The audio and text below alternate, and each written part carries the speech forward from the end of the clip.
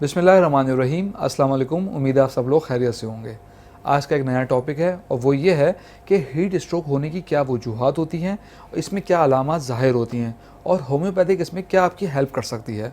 तो चलते हैं अपनी वीडियो की जानिब। अगर आपने हमारे चैनल को सब्सक्राइब नहीं किया तो अभी सब्सक्राइब कर लीजिए और बेल आइकन को प्रेस कर दीजिए।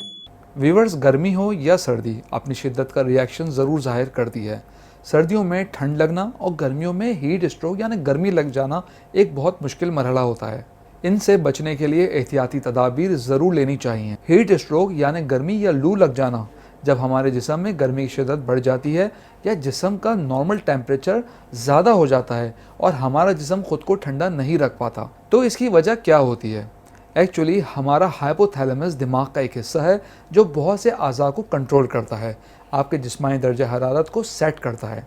अगर ये दर्जे हरारत बढ़ जाए तो हीट स्ट्रोक का सबब बनता है। ये गर्मियों के मौसम में सबसे ज़्यादा कॉमन कंडीशन होती है। ऐसी सूरत में डिहाइड्रेशन से बचना बहुत ज़रूरी है। इसका शिकार अमूमन स्कूल जाने वाले बच्चे, आउटडोर काम करने वाले अफराद और स्पोर्ट्स पर्सनस हो सकते हैं। इस कंडीशन में फ़ौरी तौर पर इमरजेंसी की ज़रूरत होती है, क्योंकि अगर फ़ौरी तिब्बी इमदाद मुहैया ना की जाए तो ये आपकी किडनीज, हार्ट, मसल्स और दिमाग को तेज़ी से नुकसान पहुंचाएगा और अक्सर औकात ये मौत का सबब भी बन सकता है। अब हम आपसे बात करते हैं हीट स्ट्रोक की इकसाम के बारे में। पहली किस्म है एक्सर्शनल हीट स्ट्रोक।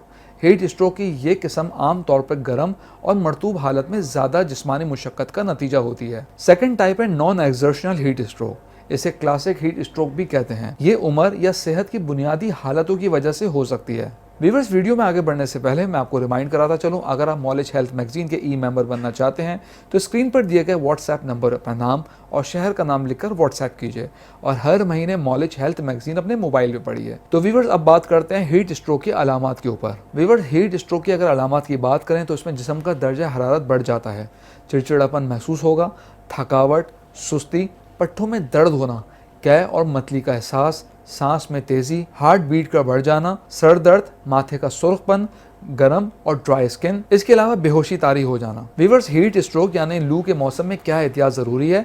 ऐसे में सूरज की रोशनी या ज़्यादा गर्मी में काम बिल्कुल ना करें, बिला वजह घर से बाहर ना निकलें, खुले और हवादार कपड़े पहने, डिहाइड्रेशन बिल्कुल ना होने दें, पानी का इस्तेमाल ज़्यादा कीजिए। व्यूअर्स, अब हम आपसे इसकी होम्योपैथिक मेडिसिन की बात करते हैं तो इसमें ग्लोनाइन 30 काफ़ी अच्छा रिजल्ट देती है। अगर धूप में जाने से पहले 2 कतरे थोड़े से पानी में डालकर पी लें तो इससे आपको हीट स्ट्रोक में बचाव मुमकिन है। इसके अलावा अगर लू लग जाए तो ऐसी सूरत में 2-2 कतरे थोड़े थोड़े वक्फे 1-1 घंटे में इस्तेमाल करें, इससे तबीयत में बेहतरी पैदा होगी।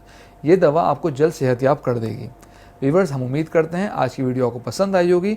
कमेंट बॉक्स में अपनी राय से ज़रूर आगाह कीजिएगा। अगली वीडियो तक के लिए अल्लाह हाफ़िज़।